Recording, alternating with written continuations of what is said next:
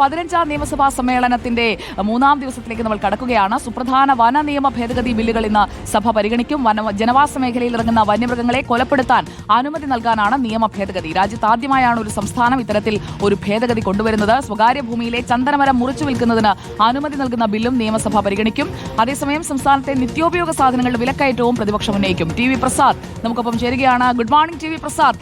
നിയമസഭയാണിപ്പോൾ വാർത്തയിലെ താരമായി നിൽക്കുന്നത്. ഇന്നത്തെ സാധ്യതകളും അങ്ങനെ തന്നെയല്ലേ നമ്മൾ കാണുന്നത്? ഇന്ന് എന്തൊക്കെയാണ് സഭയിൽ നടക്കാൻ പോകുന്നത്?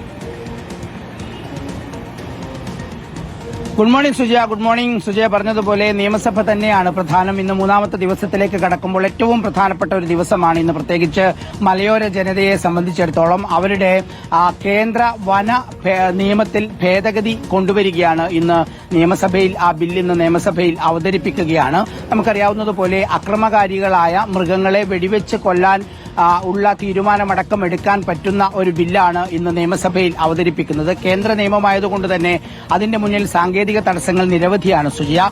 രാജ്യത്ത് ആദ്യമായാണ് ഒരു സംസ്ഥാനം കേന്ദ്ര വനം നിയമത്തിൽ ഭേദഗതി നടത്താൻ ഉദ്ദേശിക്കുന്നത്. ഇനിയിപ്പോൾ സാധാരണ നമ്മുടെ നിയമങ്ങൾ പോലെ നിയമസഭയിൽ പാസാക്കുന്ന നിയമങ്ങൾ പോലെ ഗവർണർ മാത്രം ഇതിൽ അനുവാദം നൽകിയാൽ പോരാ, രാഷ്ട്രപതിയുടെ കൂടി അംഗീകാരം നൽകണം. അതുകൊണ്ട് തന്നെ ചില നൂലാമാലകൾ ഈ നിയമത്തിലുണ്ട് എന്നുള്ളത് നേരത്തെ തന്നെ നിയമ വിദഗ്ധർ അഭിപ്രായപ്പെട്ടതുമാണ്. പക്ഷേ എന്നാലും മലയോര ജനതയ്ക്ക് ഇത് ഒരു ആശ്വാസമാണ് എന്നതാണ്. നമുക്കറിയാവുന്നതുപോലെ ഒരുപാട് ആക്രമണങ്ങളും മരണങ്ങളുമാണ് മലയോര മേഖലയിൽ നടക്കുന്നത്. കാടിറങ്ങി വരുന്ന വന്യജീവികൾ മനുഷ്യരെ കൊല്ലുന്ന രീതിയിലേക്ക് കാര്യങ്ങൾ പോകുമ്പോൾ പലപ്പോഴും സർക്കാർ പറഞ്ഞത് അത് കേന്ദ്ര വന നിയമത്തിലുള്ള പ്രശ്നങ്ങളാണ്. അത് നിലനിൽക്കെ അക്രമകാരികളായ മൃഗങ്ങളെ വെടിവെച്ച് കൊല്ലാൻ വേണ്ടി കഴിയില്ല എന്നുള്ളതാണ് സർക്കാർ എപ്പോഴും പറഞ്ഞിരുന്നതെങ്കിൽ നിയമസഭാ തദ്ദേശ തെരഞ്ഞെടുപ്പ് വരാനിരിക്കെ ഒരു നിർണായകമായ നീക്കം സർക്കാർ നടത്തുന്നു എന്നുള്ളതാണ്. അത് എത്രത്തോളം പ്രായോഗികമാകും എന്നുള്ളത് നമുക്ക് കണ്ടു തന്നെ അറിയേണ്ടി വരും. എങ്കിൽ പോലും ആ മനുഷ്യർക്ക് ഒരു പ്രതീക്ഷ കൊടുക്കുകയാണ് സർക്കാർ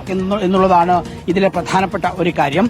മാത്രമല്ല മറ്റൊരു സംഭവമുള്ളത്, അതാത് ആളുകളുടെ പറമ്പുകളിൽ വളരുന്ന ചന്ദനമരം അത് മുറിച്ചു വിൽക്കാൻ അനുമതി നൽകുന്ന ബില്ലും നിയമസഭയുടെ പരിഗണനയിലേക്ക് വരികയാണ് എന്നുള്ളതാണ്. നിത്യോപയോഗ സാധനങ്ങളുടെ വിലവർദ്ധനവ് അതിരൂക്ഷമായി തുടരുന്ന സാഹചര്യം നിയമസഭയെ ഇളക്കിമറിക്കാൻ അത് പ്രതിപക്ഷം ഇന്ന് ഉപയോഗിക്കും എന്ന കാര്യമാണ് നമുക്ക് മനസ്സിലാകുന്നത്. രാഹുൽ മാങ്കൂട്ടത്തിന്റെ കാര്യത്തിലേക്ക് വന്നാൽ രാഹുൽ മാങ്കൂട്ടത്തിൽ ഇന്നും നിയമസഭയിൽ പങ്കെടുക്കില്ല എന്നുള്ളതാണ് മനസ്സിലാകുന്നത്. നാളെ ഒരുപക്ഷെ രാഹുൽ മാങ്കൂട്ടത്തിൽ നിയമസഭയിൽ പങ്കെടുക്കാനുള്ള സാധ്യതയുണ്ട്. അത് കഴിഞ്ഞ് ശനിയാഴ്ച പാലക്കാട്ട് മണ്ഡലത്തിലേക്ക് രാഹുൽ മാങ്കൂട്ടത്തിൽ പോയേക്കും എന്നൊരു വാർത്തയുണ്ട്.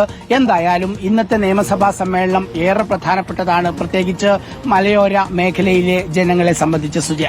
ഓക്കെ, അപ്പോൾ നമുക്ക് അതിന്റെ തുടർ വാർത്തകൾക്കായി വീണ്ടും കണ്ടുമുട്ടാം. ടി വി പ്രസാദ്, രാവിലെ ഒരു കിച്ച്കിച്ചൊക്കെ ഉണ്ടല്ലോ, എങ്ങനെയുണ്ട് കാലാവസ്ഥ? കാലാവസ്ഥ തെളിഞ്ഞ കാലാവസ്ഥയാണ് സുജയ. നല്ല കാലാവസ്ഥയാണ്, മഴയില്ല. ഇന്നലെ ഒരു ചെറിയ മഴക്കോൾ ഉണ്ടായിരുന്നു, പക്ഷെ അത് മഴയായി പെയ്തില്ല. തെളിഞ്ഞ കാലാവസ്ഥയിൽ രാഷ്ട്രീയം ചൂടുകയറുന്നു. നിയമസഭയിൽ ഒരു ഭാഗത്ത് സംഭവങ്ങൾ ഉഷാറായി കത്തി നിൽക്കുന്നു സുജയ. Okay, thank you. അപ്പോൾ ഇന്നത്തെ ദിവസം ഗംഭീരമാകട്ടെ. ടി വി പ്രസാദിന് നമ്മുടെ ടീം തിരുവനന്തപുരത്തിനും